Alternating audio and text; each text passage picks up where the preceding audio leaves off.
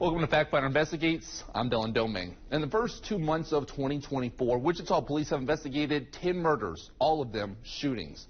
The numbers are concerning, but police say with the exception of homicides, overall violent crime is actually down. We sat down with Wichita Police Chief Joe Sullivan this week.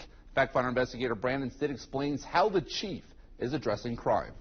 Crime is not out of control. Overall, crime is down. Except for murders. So far this year, 10 people have been shot and killed in Wichita. Not that it makes it okay, but these homicides have all occurred between people that know each other.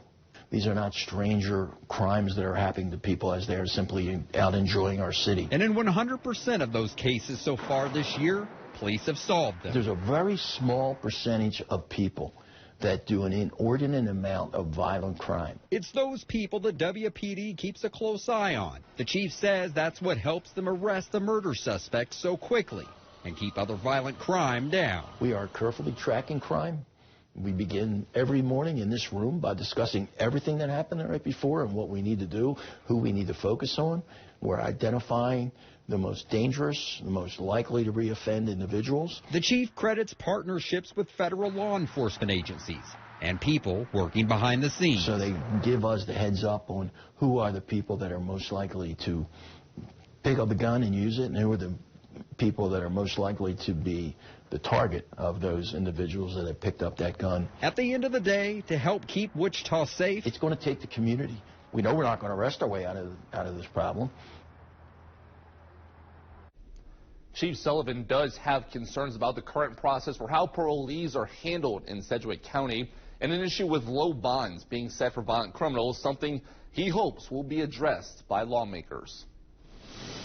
Day's Police Department is also warning of a scam that's going around. They say the scammers are calling people claiming to be with the department or an officer and demanding people pay them. They say there is a problem that you need to resolve immediately, and they threaten fines or arrest if you don't pay immediately.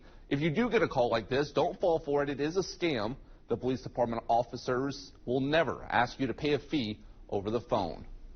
Also, a different scam in South Central Kansas. The Butler County Sheriff's Office says it has received several reports of people getting calls that they needed to pay fines to avoid being arrested for missing jury duty. The scammers have spoofed a number that matches the main office's number.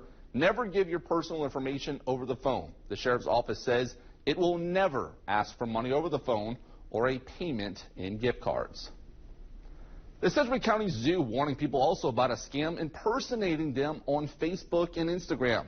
The scam posts have a picture and link promising discounted tickets. Factfinder reporter Kale Chapman spoke with the zoo and a cybersecurity expert about how you can avoid the scam.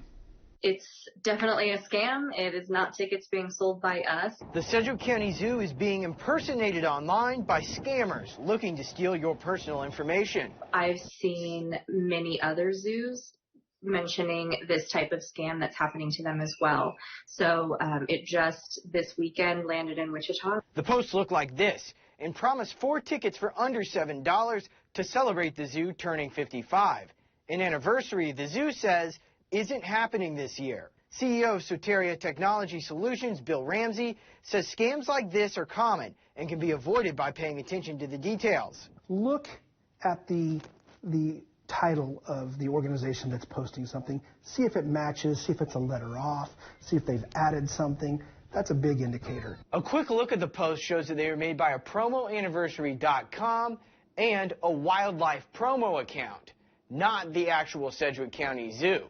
Sedgwick County Zoo Communication Director Jenica King says the only places you can get legitimate zoo tickets are at their ticket office at the zoo's front gates or on their website. We might promote sales or deals on Facebook, but the purchase links will always link you back to our website. So if you find that link going anywhere else, it's definitely a scammer. The Sedgwick County Zoo does not know who is behind the post, but they do say they have reported the accounts behind them. They say if you see the post in your feed, you need to report them as well. The fumes really freak us out.